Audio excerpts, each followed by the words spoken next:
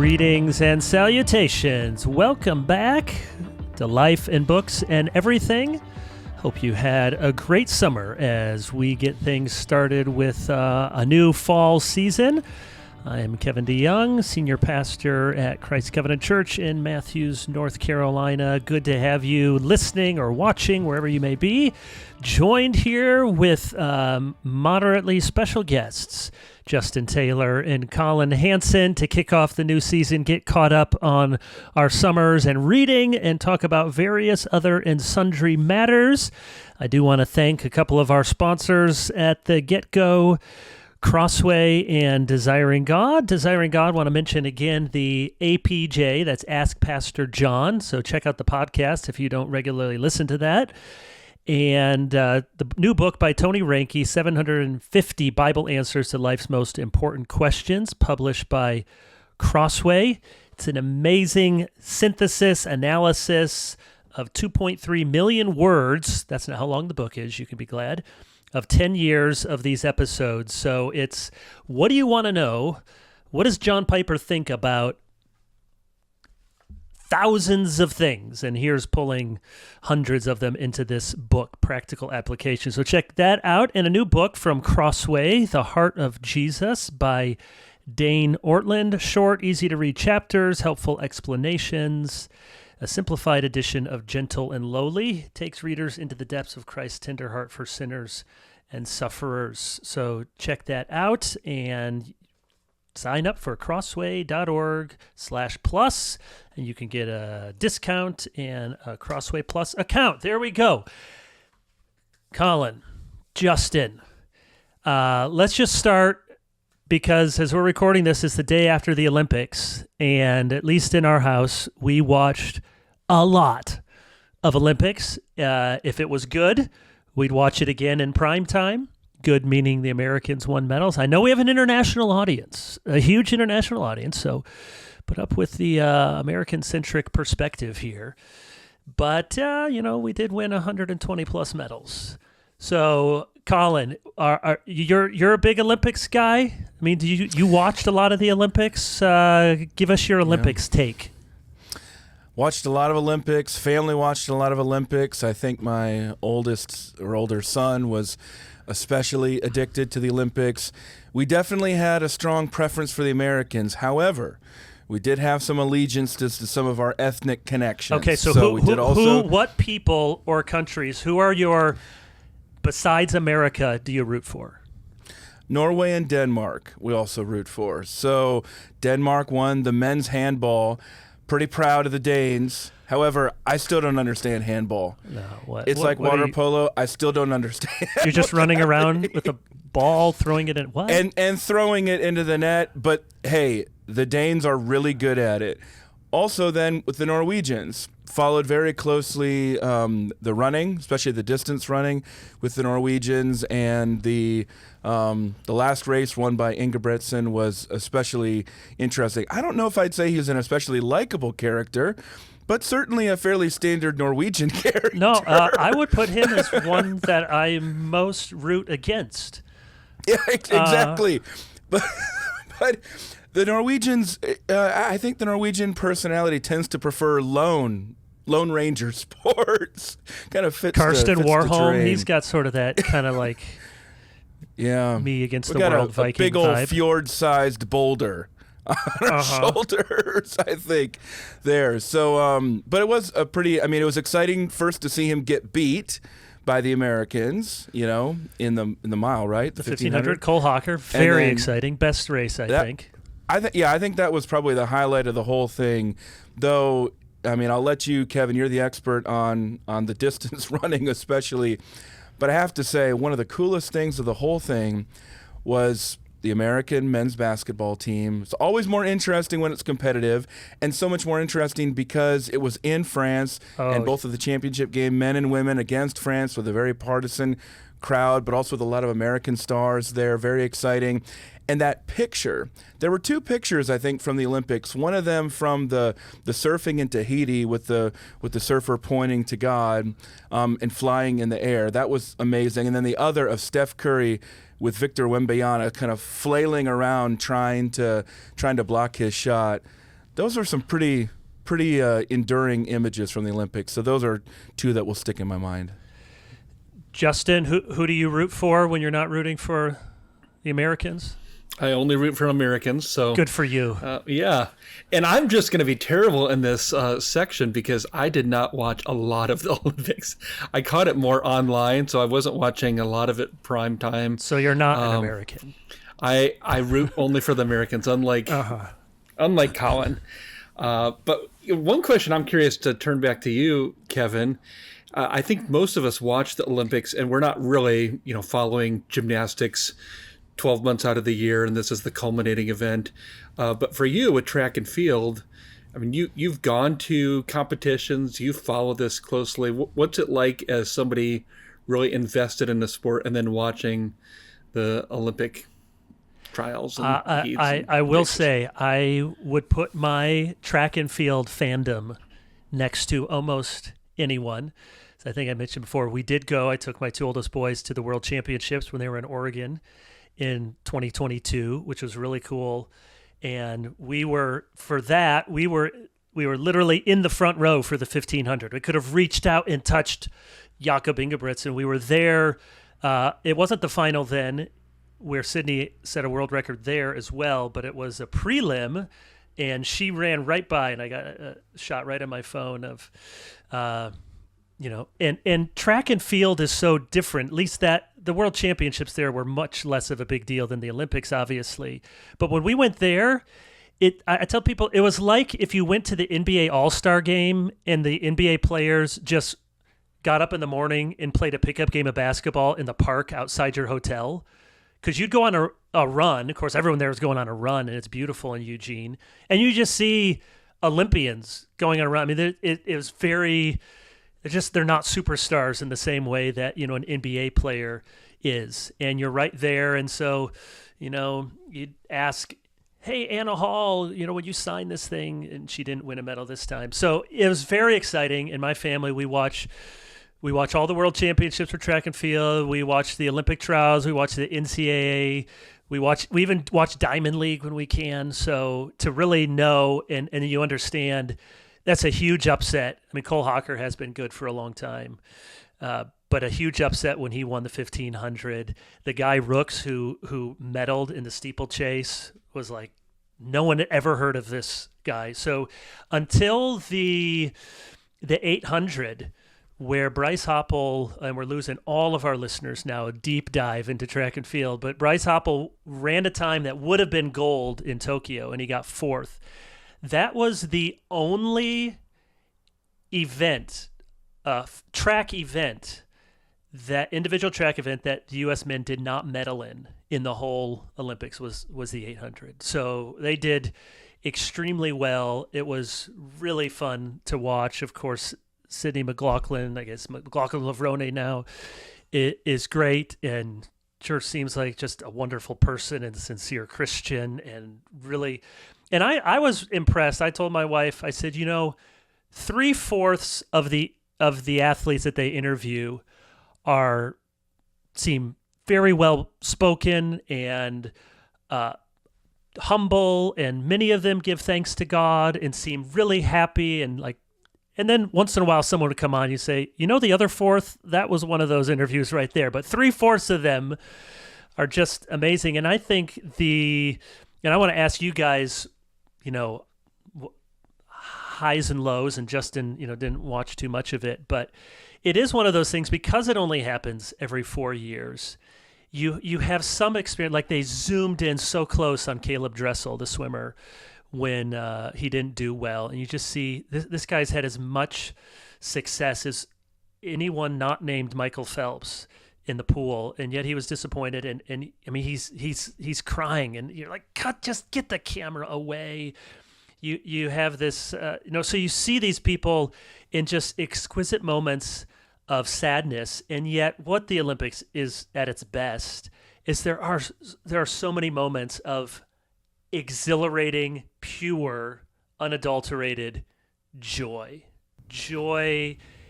for family, for friends, for teammates, for everything that they've done. And whether you know the person or not, and guys, we don't know most of these people personally or any of them, or we're even rooting for them, it is hard to watch and not feel, wow, that's good. I sometimes people would say, I hope sometime in your life, you have the experience of this kind of joy and just exhilarating happiness. And so the U.S. did great, especially in track and field. That was fun. Of course, not surprisingly, I root for the Netherlands when I'm not rooting for the U.S. I really like Femke Bol. Even though she beat the Americans, she's great. Collin, what did you take away? Anything without doing too much of a Jesus juke here and gospel-centered Olympics watching? Just what did you like and take away from your many hours of Olympics binging? Well, I saw somebody reference that they felt as though there was perhaps more testimony this time than they could recall in previous years, and it certainly felt like there was a little bit more joy. I have a feeling that the setting in Paris helped with that overall, especially coming out of Tokyo with no one. Yeah. Exactly. And previous Olympic Games and just other countries that are not nearly as familiar to Americans, for sure, and are harder to watch. Just thinking about having the families there. Mm-hmm. I didn't even think about that much, how they couldn't, not just the fans, but a lot of the families couldn't be there at all. So there was just a lot more joy that was just felt throughout the games, and it just felt really like a celebration. And so, to your point, it wasn't so much about the agony of defeat, to go back to the old ABC Wild World of Sports. Right. There were moments like that, but those moments were even more poignant because of how exceptional they were. So, for example, I'm just thinking about the producers for the Women's Basketball Championship on Sunday. The story was not the United States winning. They never lose. The story was France. And you could see that the French women were just devastated by the loss. All of them with mascara and everything smeared all over their faces. They were weeping. They were so sad about it. That would have been one of those reverse 1980 moments, right? For the American women to be defeated there. But there were so many. The Olympics are only 2 weeks, but they simultaneously feel very short, but also very long. So going all the way back to, the women's rugby final, and that was a crazy ending. The equivalent of you're down a touchdown and you need a 99-yard run to be able to win the game, and that's exactly what happened. The miracle at Jordan Hare. Sorry to bring it up. well, let's not get carried away here. Yeah. But that was amazing, and once again, just evident joy from so many of those athletes.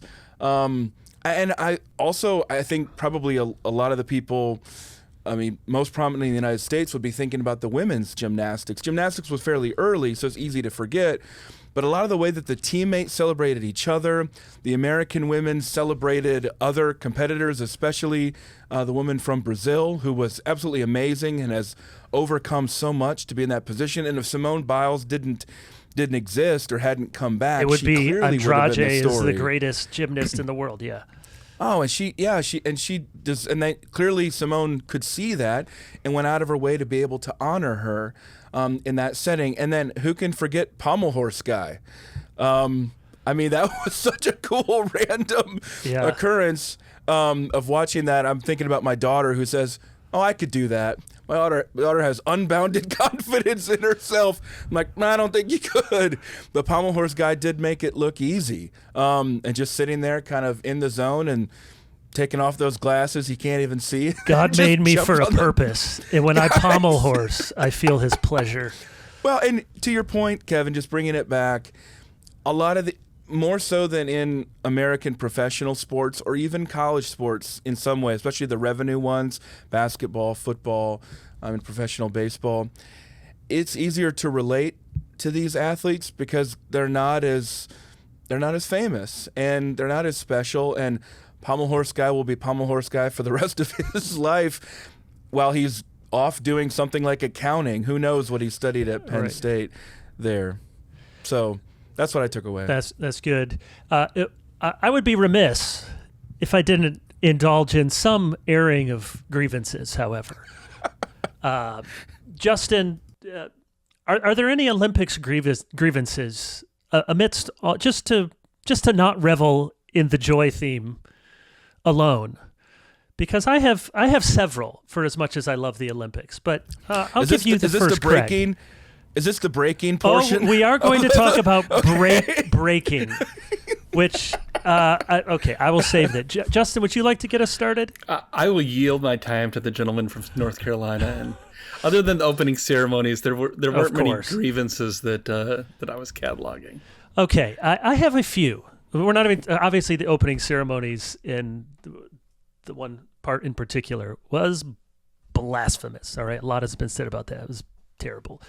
So, one, too many sports. Okay, I'm not knocking if this is your thing and you do it and have a championship for it, but too many sports. Breaking, again, these may be the best people in the world break dancing, but it's not break dancing, it's breaking. But man, that looked silly. And are you talking about the good stuff or just the Australian? The Australian that was something. Well, there are a lot of sports, I have to be honest, that I'll think to myself, like, how many more foil things do we need? And then the Americans will win a couple golds. I'm like, that is one of the most important sports in the world. We ought to have more of that. But not diving. Okay, so number two. Okay, here we go. Grievance. Why? It's diving in prime time every night. Now, this is not when we grew up and Greg Louganis was winning gold medals. Okay, the U.S., again, if you are listening and you're passionate about diving, okay, but we're not at a real good at this right now. China won every single gold. It's not the most exciting sport. I get it. I wish they would show triathlon in prime time, but they don't. I understand. You can't have everything. So I don't understand why so much diving in prime time. Okay, you can't do just swimming and track the whole time, but if you need filler, give us another sport that we don't care about. Can we see badminton? Can we see? Well, China won all the ping pong medals too. I mean, what else can we see that we don't normally get to see? Can we see some surfing? So diving, Collin, do you understand why is diving in prime time? I really think it's because there were a lot of decisions that are made because of the audience that it's playing to. I mean, I don't know why Flava Flav was there. I don't know what was happening. Why was Snoop? Why was Snoop I was about to become Lutheran and believe in the ubiquity of the body because Snoop Dogg was everywhere. Why did he become the mascot for the United States? Is it because he's doing The Voice or something? Was this all like a lead-in to NBC programming? I do think that 4 years ago, NBC stumbled on this weird ESPN The Ocho treatment of some of the games, especially with the horse dancing. Yeah. And I think when they took Snoop Dogg and put him with Martha Stewart and had them comment on the horse dancing, I think they were like, hey, we just made dressage a thing. And so we're going to come back with that. So I think, but he did seem to be basically spreading a lot of joy as we're talking about. People seemed to get into it. So I didn't despise. It was just a puzzle. It was just puzzling. It was puzzling, and again the ubiquity. But going back to the diving, I think it's just because bozos like me stuffing potato chips on our couch can say, that was terrible. That was a big splash. Oh, big splash. Boo. Big splash. I think it's because it's very simple to Very judge simple. Just from the couch. And they can splice it all together. And it is horrifying to imagine. I mean, imagine standing up on top of that platform. Oh, that would be so scary. So I guess that's why they put it there. But, again, it's probably the Nordic part of me. Were you asking us to imagine you standing up on that platform? No, please don't. No one wants to imagine any of that. But it's kind of like thinking about ski jumping. You're like, that is so terrifying to imagine. So there could be some of that. Okay, here's just the last part. This is the jingoistic part of my rant. So when I'm in America, I anticipate if you're watching in some other country, and you can let us know, our global audience, what it's like in your country. But if I'm watching in America, I want it focused on Americans. Okay, good. Leon Marchand did great. He seems like a nice guy. Happy for him in France. No qualms, but I don't want his swim to be the NBC swim of the night. I don't know. Correct me out there in France. Are you guys all going gaga for Katie Ledecky? It's like, everyone, come. Katie Ledecky is swimming. She's going to win another medal for the Americans. I know greatness has its own attraction, but I want to know what America is going to do. Here's my other thing, okay? I would love to hear, because I've never watched the Olympics from another country. We have, on the NBC coverage, lots of... So Lee Diffie does track and field. He's a really good announcer. He's Australian. Who's the lady? Rebecca Lowe, is that her name? Who does like the morning stuff on NBC? She's British. So there's lots of Brits and Australians who are announcing. Again, I love both. Okay, love you Christians. Are you there. lobbying, Kevin? No, I'm just. Here's what I'm saying. Is this your application? I'm just. Do any other countries in Britain? Do you have a lot of Americans announcing your sports for the Olympics? Okay, I'm not. They do a good job. This is not cultural prejudice. Just saying, when we're rooting for, I want to know for sure. What I would love to hear is someone who maybe sounds like Larry the Cable Guy doing some play-by-play in Britain. I would just like to see. I'm just guessing they don't do that. So there's my jingoistic rant. I just want to be all in all the time, America to win. I feel that the slight need to balance here. Okay. The BBC did an amazing recap of the Olympics that was focused on the families, and like with old home videos of the different Olympians and features on their parents and things like that. But then they also interspliced all these other things like Simone Biles and other athletes and things like that. If anybody wants to go out there and shed some tears, go ahead and check out that part of the BBC. Though I also do think that it's kind of like watching soccer. If you're an American, you kind of expect a British announcer. Okay, I get it. For sports that aren't our sports, you made up the sport. We don't quite know how to play it. That's fine. But track and field, if all the athletes from around the country, around the world, are all competing in the SEC, then we want an SEC sounding announcer for track and field. Yeah, well, that's okay. That was another. Most of these people, I don't get me started. Mondo Duplantis, he's an American. Okay, I'm happy. Sweden, good, happy for you. But the guy was born in Louisiana. So what did somebody tweet? If you've ever been to an all-you-eat Bojangles, you're an American. Did you see how he compared it to a Death Valley on a Saturday night? Yeah. So that's what it was like in there. By the way, Kevin, you should watch the feature on Ingebrigtsen and his dad. Okay. That was worth it in there. It's pretty darn sad. Yeah. But that was kind of the flip side. Whenever they do things. the backstories, I start like, can we just get to the event? Who is this for? And then my wife will say, wait, turn it up. I want to hear. And I'm like, oh, that's right. I'm not the only one watching. That's who this is for. So yes, so you're a better person than I am, Collin. You want to hear the backstory. All right. Only on that one, because it was Norway and it was about his dad, and it was about why he's good, but also why he hates his dad. Well, it was pretty compelling. Yeah, that is sad. All right, Justin, you want to wrap us up here? Anything about Huskers football? We've lost all of our listeners. Yeah, where are we on recruiting? All I can say is I'm ready for Husker football. August 31st, we're into college football season now, the month of college football. We won't bore our listeners with going through all our predictions of our intra-Big Ten rivalry, but if you are a Nebraska fan and you have had 7 seasons without a bowl appearance, the offseason is very, very long. So I'm glad college football is back. Almost back. Justin, did you add books behind you? Do you have a lot more books now in your setup? You look smarter. Thank you. I've got my Lincoln collection right over my shoulder here. So just trying to impress you guys. I am impressed. It worked. When Steph Curry, and those were an amazing last 2 minutes of the game when he went very Steph Curry, hit those 4 threes. The last one was ridiculous. Nobody should have shot that, but it went in.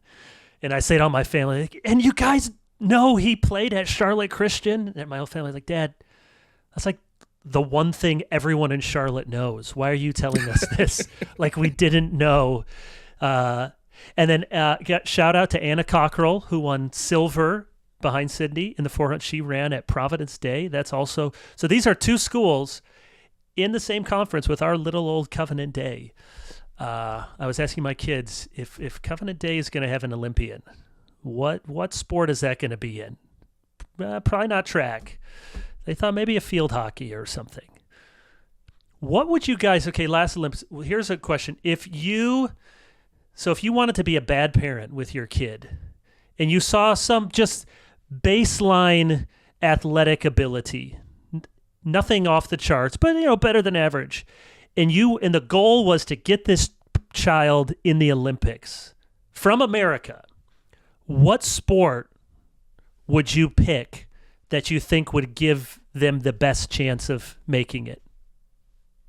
Because you're not going to do the 100 meters. That's like the last thing you're going to do. You got to be one of the 8 fastest people on the planet. I don't think that's coming from Collin, Justin, or Kevin. Would you do the shooting guy from Turkey? Would you just say go hard at ping pong? I'm thinking probably stay away from the things that the Chinese Communist Party can support.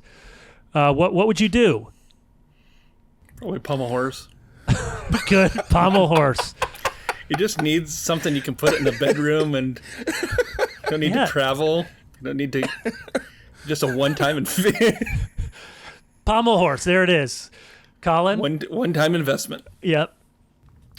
I did start my son on shot put. It does seem kind of competitive and largely dependent on size, but he's well on his way. So we're going to ride shot put as long as we can.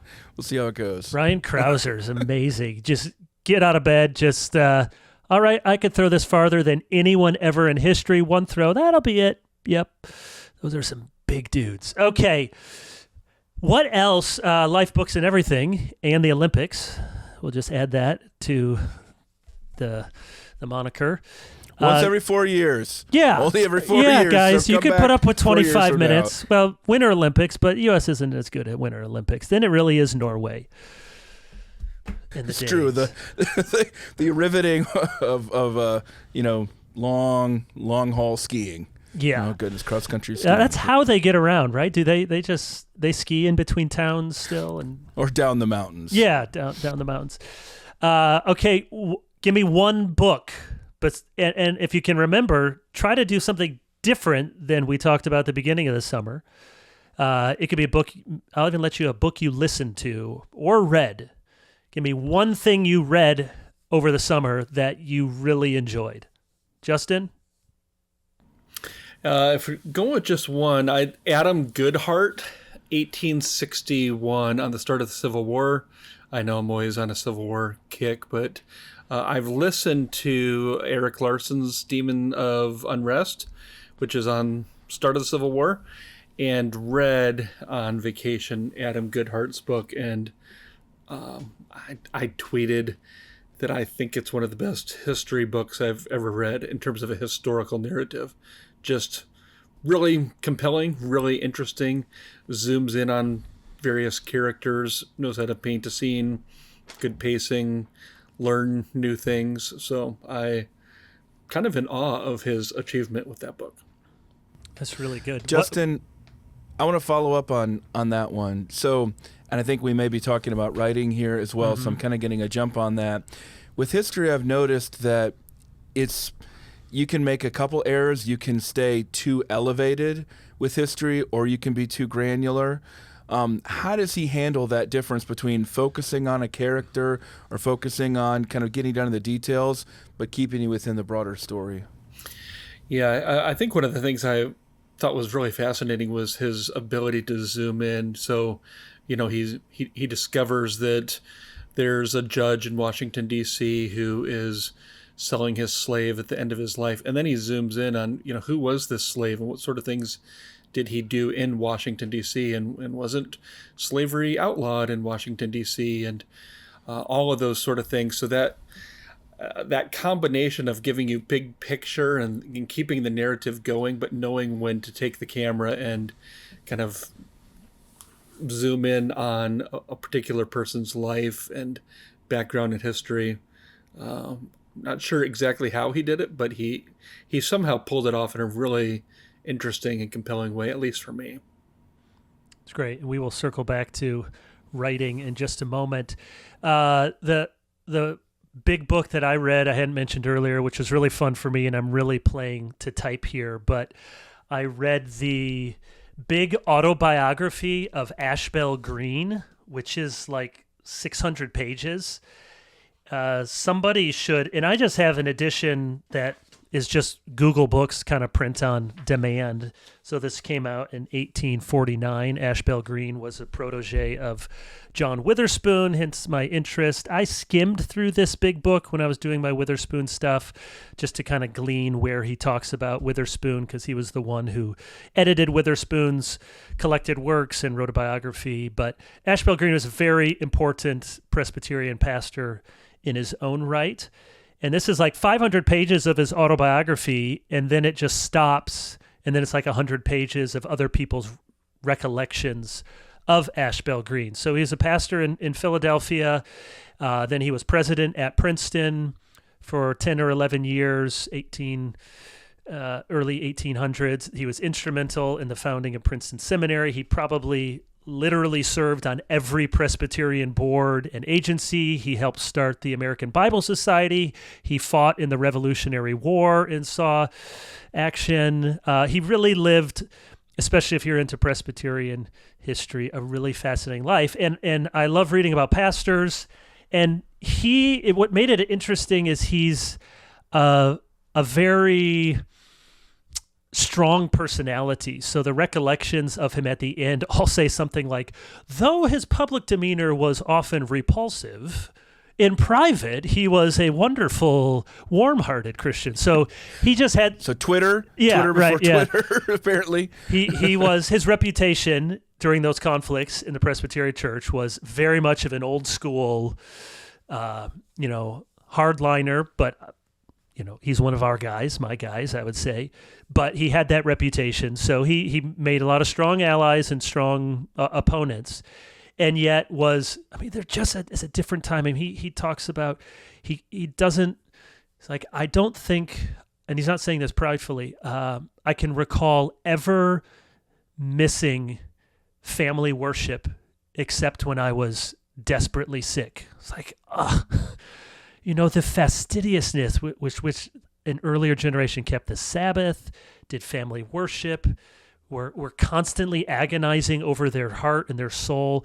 And he's really fascinating because he had melancholy, depressive, we would almost say manic. He had this experience where he said, I felt as if I was a sheet of glass and I could be broken at any moment. I mean, almost kind of like a bipolar, almost sort of experiences that he had, and he could be extremely frank in his assessment. So he said he went to meet Witherspoon's second wife. Witherspoon remarried when he was 68 and his wife was 24, which even back then was pretty scandalous.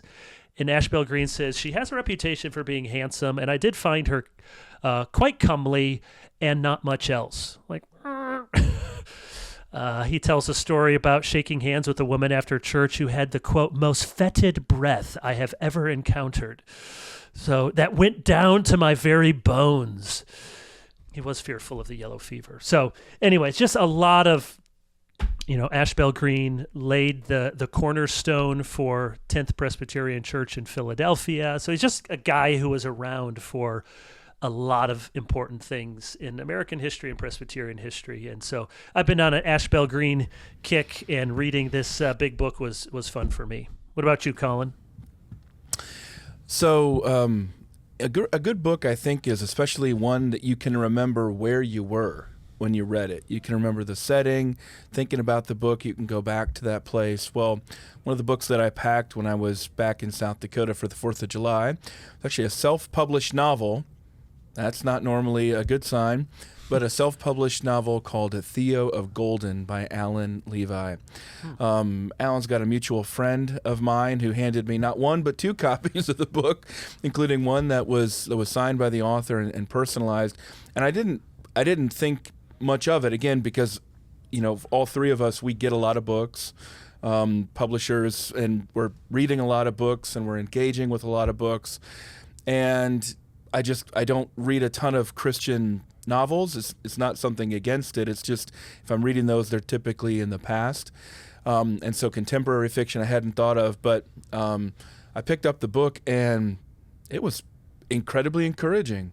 And if you look on Goodreads or you look on Amazon, you can see the book is something of a phenomenon now. And I mean, it's been very popular, been very successful, and it made me want to know more. It was just very encouraging. It's a good story. It's kind of realistic in some sense, but also kind of takes you into a different world at the same time, which is great. And it's just built around this mysterious character who goes around doing good, and you don't kind of find out why it all comes together until the end. So, Theo of Golden by Alan Levi. So some good contemporary contemporary fiction. Online? Anywhere. Amazon? Amazon, everything. Yes, you can see already there. He's got 706 ratings, 4.8 rating on Amazon and Goodreads. He's got 815 ratings of 4.73. So you can see it's the kind of book where it's not going to be everybody's cup of tea, but a lot of people are really passionate about it. What's the setting? And the setting is small town South. So basically where Alan is from, it's Columbus, Georgia is what he's writing about, but it's not named Columbus. But basically this guy shows up, goes around doing a lot of good. You're not exactly sure why he's doing that good, and it kind of builds toward a pretty, it's a very compelling climax and very dramatic, and then a lot of big reveals in the end. But the whole journey to get there is really encouraging too, just the way that he interacts with people. I found it compelling. Again, anybody can read this book. It could be high, it could be low. It actually is, it's a novel, so it's a little bit quicker, but engaging a lot of high-level artistic ideas and philosophical ideas as well. So it's a good book, Theo of Golden. Good. My wife has often appreciated your fiction recommendations. She loves The Gentleman in Moscow. Now, before you, I think, though, she read Kristen Lavransdatter. Oh, yes. Years ago. And she kept telling me about it, like, why are you reading this? But it's one of the great... So I'm not as literate as you men are. I just started picking up that author, Sigrid Undset's another trilogy. So I started that one called The Axe. So we'll see if it lives up. I'm doing something for the first time in pastoral ministry, and that is that for our staff book, so I've done this for 20 years in both churches. I've been the senior pastor. Senior staff will meet every other week and go through a book. It's time for learning, but it's also time for laughing and conversation. So our last book, we did Digital Liturgies, which was really one of the people loved it. So thank you, Samuel, and thank you, Crossway. Before that, we did Lloyd Jones, Spiritual Depression, which they really liked. I picked some clunkers along the way. I love G.K. Chesterton, Everlasting Man.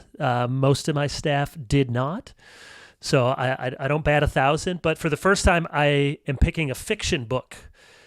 So we're going to read Till We Have Faces by C.S. Lewis, which is maybe it certainly is his most difficult fiction work, and so we'll see how that goes. Have you guys both read that before?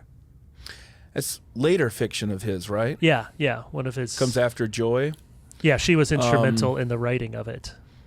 I just, for a long-term writing project, I'm working on something with Churchill and Lewis, and I was just reading McGrath about that book, but I haven't read it yet, so I'll add it to my list. Yeah, I read it years ago. It's not the easiest, but some people say it's his most mature, brilliant piece of fiction, but it's the retelling of Greek mythology. Anyways. I have not read it. Kevin, have you read Gilead by Robinson? I don't know if I've ever asked you, and it seems like you might not like it, but maybe you do. I've heard so many people recommend it, and I gave it a take, and it wasn't your cup of tea. Yeah, it wasn't my cup of tea. But that could be me. Same thing with Wendell Berry. I know I'm a bad person. I wasn't my cup of tea. I think one thing that is challenging when you're going back and forth between fiction and nonfiction is you have to understand that nonfiction tries to sell you on a thesis up front and then works to defend it. Fiction is the complete opposite. It builds toward. You have to basically invest in it. And yeah, they kind of try to grab your attention, but it's really meant to build towards something in the end, usually. Gentleman in Moscow is a good example of that. Very dramatic end scenes, but the rest of it is very mundane, and you kind of get some more of the backstory as you build into it. I wouldn't say that about Gilead. Gilead's just a constant slow burn. Yeah. But you really have to have a Midwestern sensibility in some ways to be able to make it work. But you also might have been caught up a little bit, Kevin, with the fact that as a Presbyterian, he probably would not have been one of your guys. No. to your earlier point. I have sometimes, I totally admit it's me. I should do more. I mean, I'm always impressed, Collin. You read a lot of fiction. I mean, some things work with me. I loved P.G. Wodehouse and read all the Jeeves and Wooster, so that's great fun. Someone recommended years ago the Book of the Dun Cow by Walter Weingren, which I really loved. I told my family to read it, and they're like, "This is weird. Why did you like this book so much?" I do about 1 or 2 fiction books a year, and I'm probably worse because of it, but I try. Speaking of writing, narrative, story, let's transition here for the last minutes we have. Both of you guys have written a lot, are very good writers. Collin has written, you can see above his shoulder if you're watching, the book on Tim Keller. Oh, there it is. Did I write that? And Justin, I think you've mentioned before, are you at liberty to say more about the big writing project you've been engaged in for over 10 years? I think that was a big reveal last episode. Yeah. Surprise big reveal. Yeah, it just flooded the airwaves with comments about that. It was a huge deal. Twitter blew up. Exactly. Yeah, I don't know how much more I need to say, but I've been working on it for over a decade and have written probably 1 million words and need to pare things back. What is a it? Lot. A biography of John Piper. So we've, I've been laboring on that and have been working on it for years, have years to go before I complete it, and going about it in probably the most inefficient way that anyone has ever written a biography in the history of man. And what is that? Trying to do a sort of a massive version that covers everything and then pare it back to a coherent narrative. I didn't count the cost when I started it, but I think I see a way to finish it. Will you finish it in 10 years? Is that the goal? Another 10? I don't know. Sooner? I'd like to be sooner than that, but in some ways it depends on how much I can do and how quickly I can go. But I think I have a clearer way now of how to proceed. But in terms of kind of mapping out a timeline, that's a little bit more difficult. Justin, you've given me some good recommendations. I can't remember the specific titles off the top of my head, but a great courses series of lectures about writing. I forget the name of the guy who did that, but that was more writing fiction, right. But very helpful in thinking about even writing nonfiction. And then this book, and you'll remember the name of it, but I've been listening to it, and it's really excellent on writing narrative nonfiction. So tell us about both of those and some of the things you've learned about how to write narrative in particular.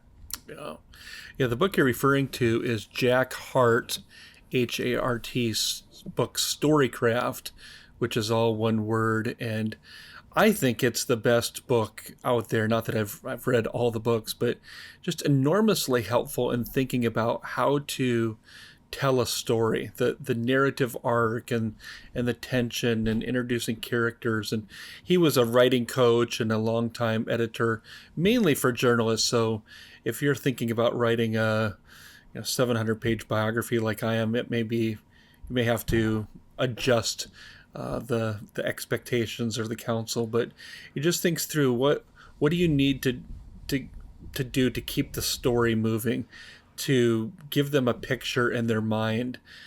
So it's not just about telling facts, but we're story oriented. We like characters who are rounded characters who have some depth to them, some interest, some commonality, some differentiation.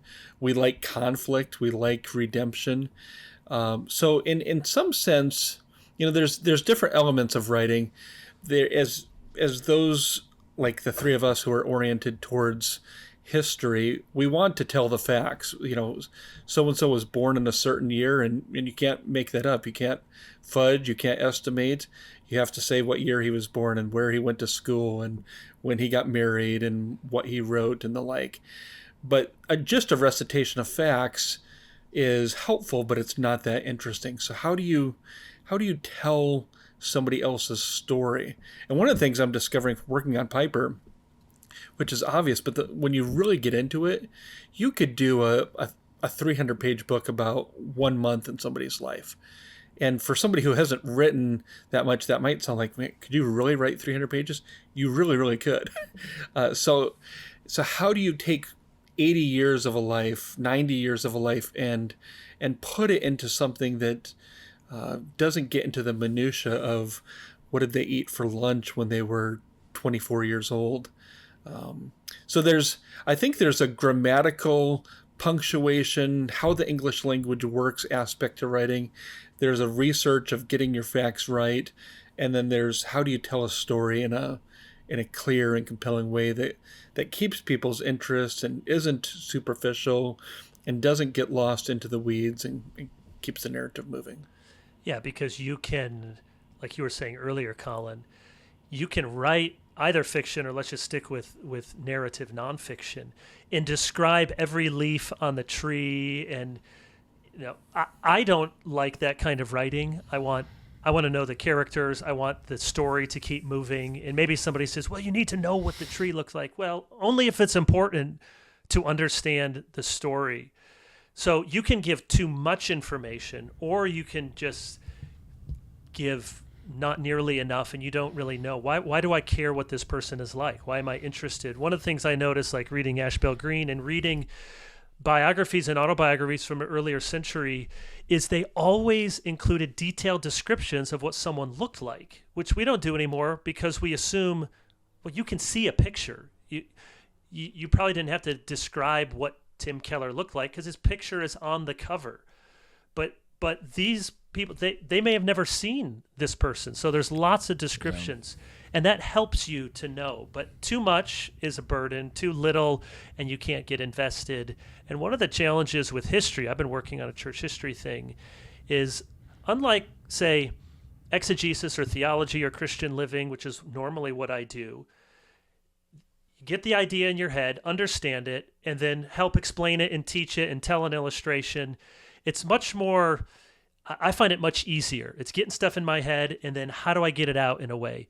History, I have to think, well, I can't say it was a bright sunny day if I don't know it was a bright sunny day. I can't say he was fearful if I don't have some good inference or indication he was fearful. So it can be painstaking to keep having to check, well, was this really what happened? Do I have the facts?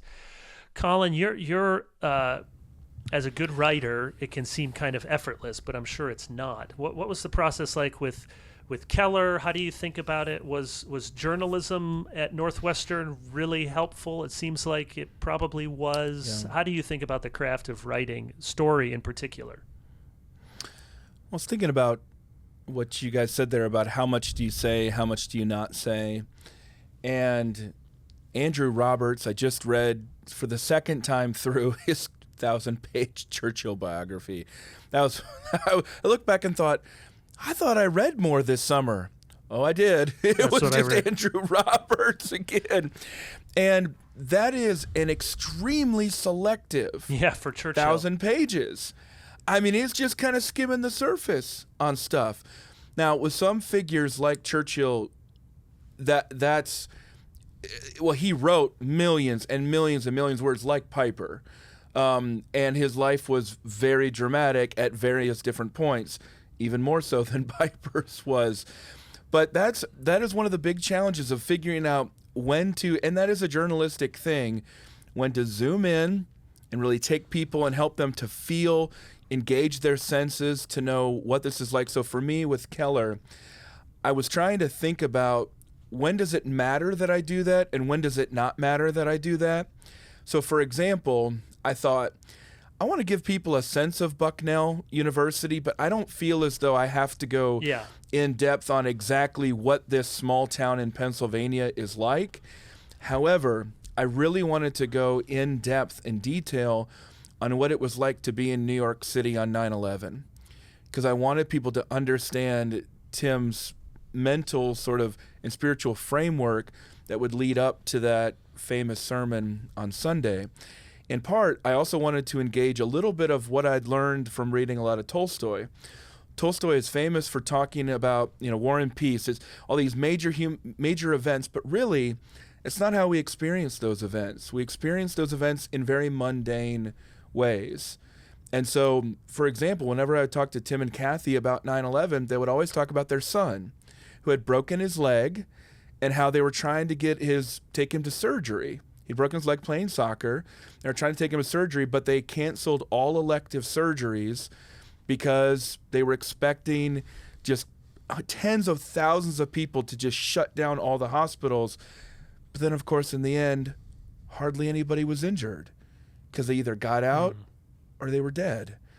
That's a kind of memory that connects you back to what people are like, but then also into a big event, and helps you to explain that we look back on 9/11 as a big deal, but it wasn't the dramatic, everybody's going to run away from New York and no one's ever going to come back experience that it could have been, and what it really felt like in the terror of those moments. So I don't know. I mean, part of it's just intuition and experience, but you're right that it is a little bit journalistic. And I'll go back to mention something that I've often talked about, but it's why I love Shelby Foote as a historian. Now, is he a historian that all the people who wrote those books on Justin's shelves are going to respect?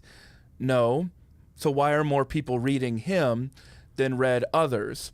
Well, it's because he comes to the discipline of history as a novelist. Mm-hmm.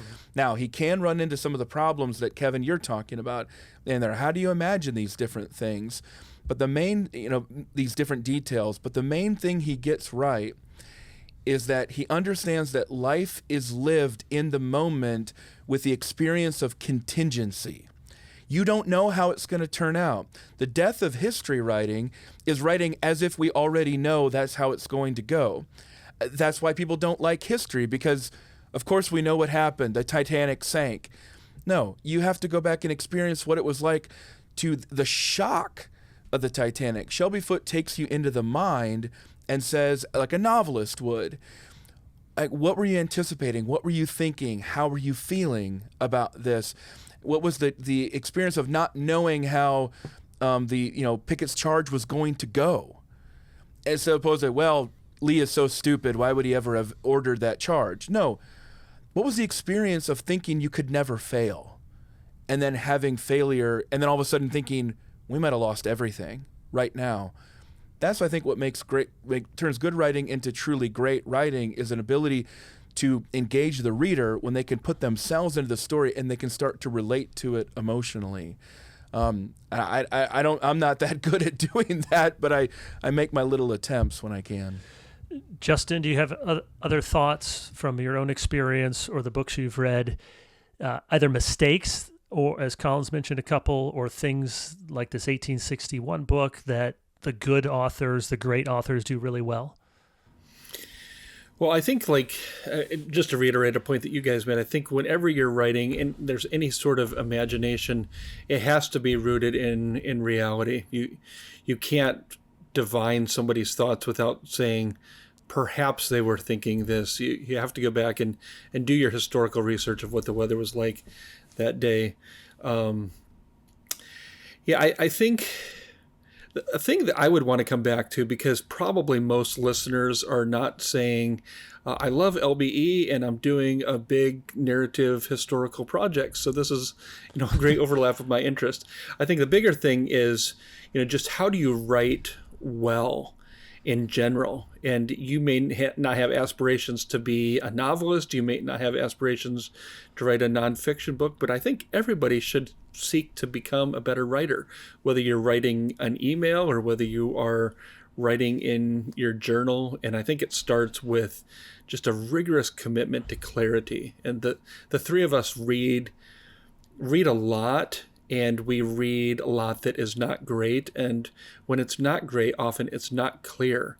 Just what are you trying to say? Have a purpose, say it clearly, and move on.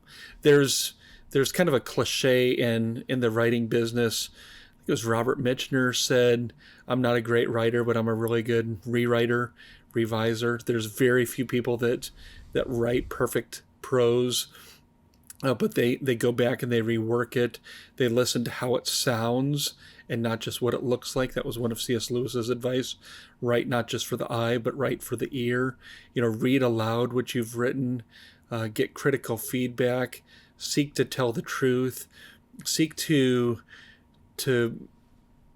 write in such a way that it's beautiful, although it needs to be clear before it's beautiful. Learn the fundamentals before you try to do the trick shots.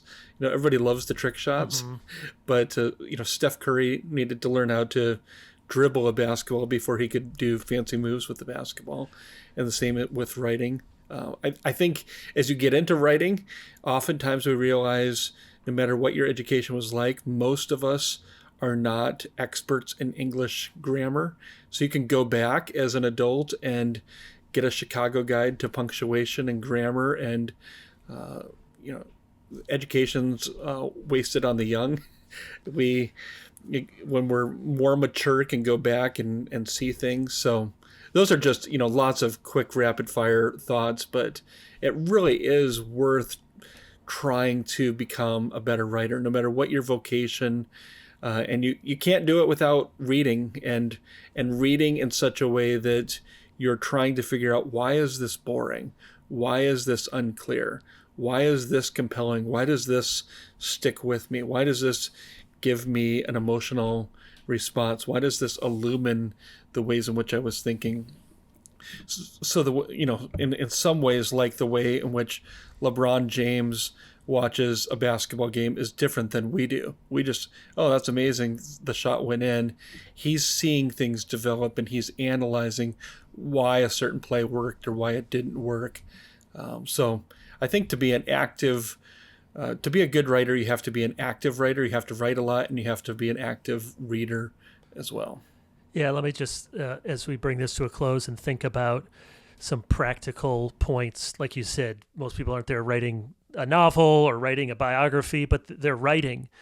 And just to piggyback on that, Collin, I think, because I've thought about this a lot, and I don't know the answer, because I read students' papers. Love you students out there. A whole lot of people cannot write. Yeah.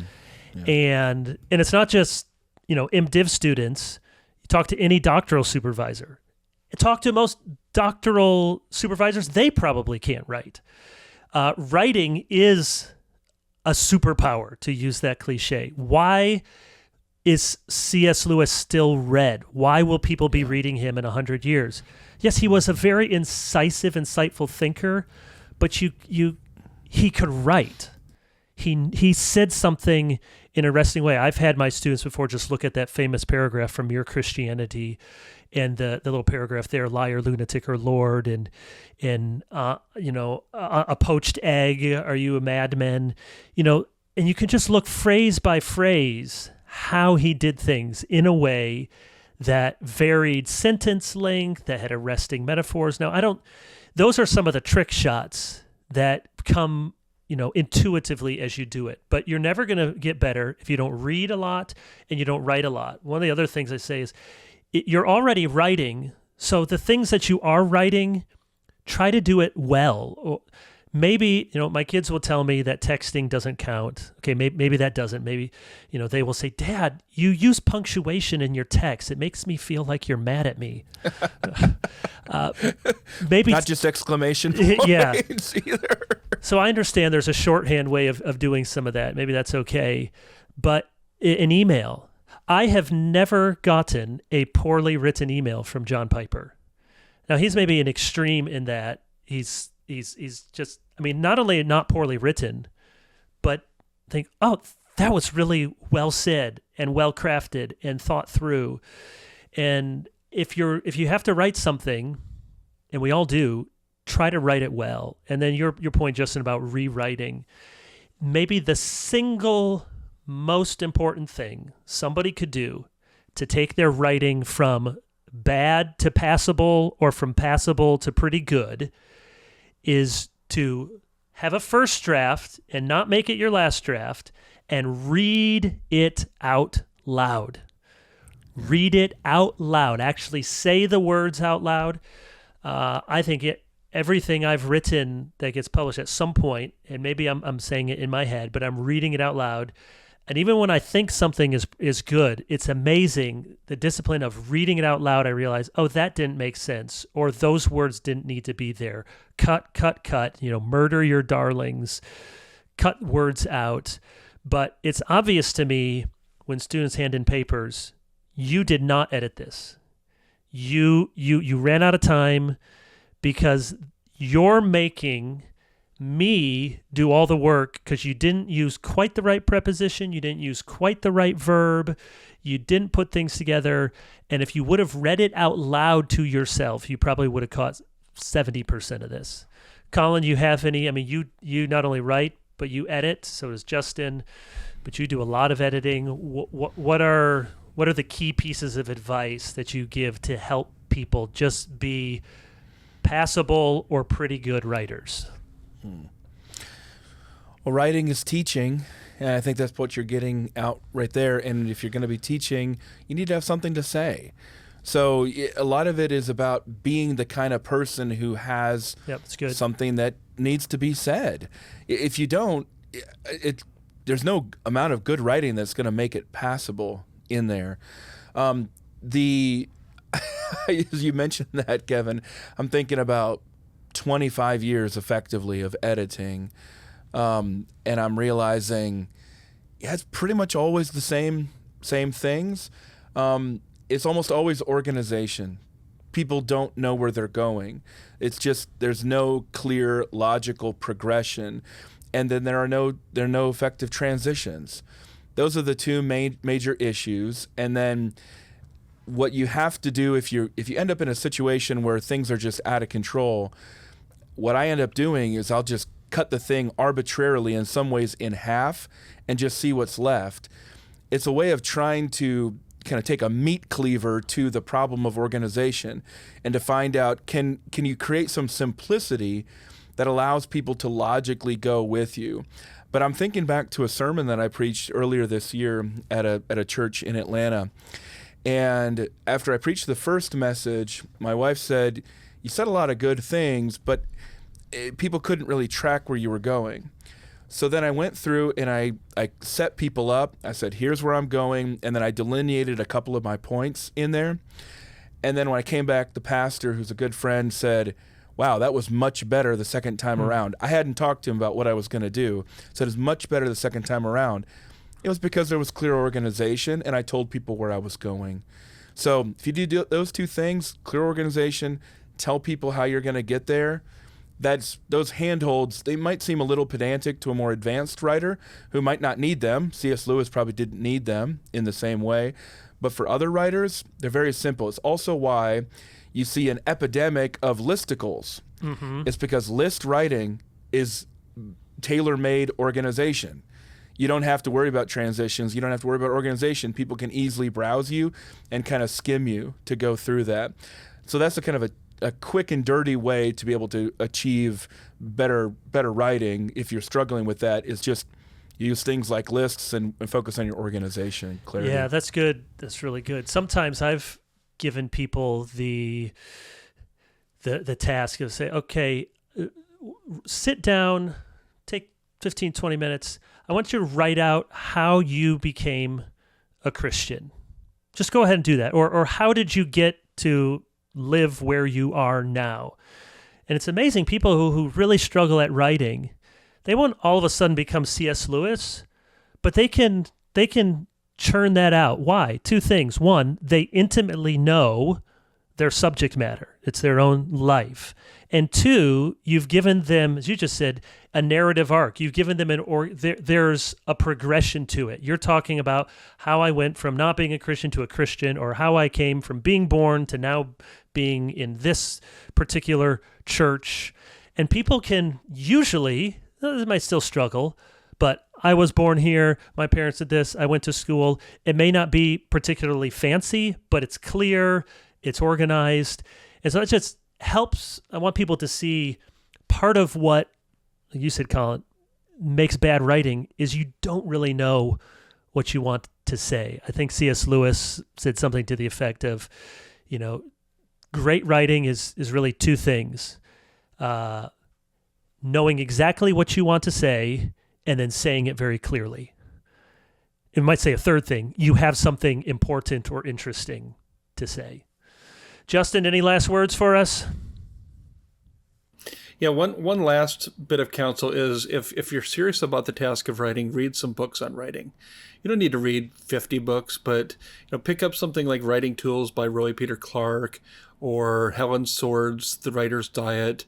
And not every book on writing is necessarily great, but reading about writing by somebody who knows how to write is just going to be a good discipline, will make you more self-conscious of what you're doing and how to do it. And yeah, here I've got the exact Lewis quote for you here too. The way for a person to develop a style is to know exactly what he wants to say and to be sure he is saying exactly that. Mm-hmm. The reader, we must remember, doesn't start by knowing what we mean. If our words are ambiguous, our meaning will escape him. And then he has a great word picture here. I sometimes think that writing is like driving sheep down a road.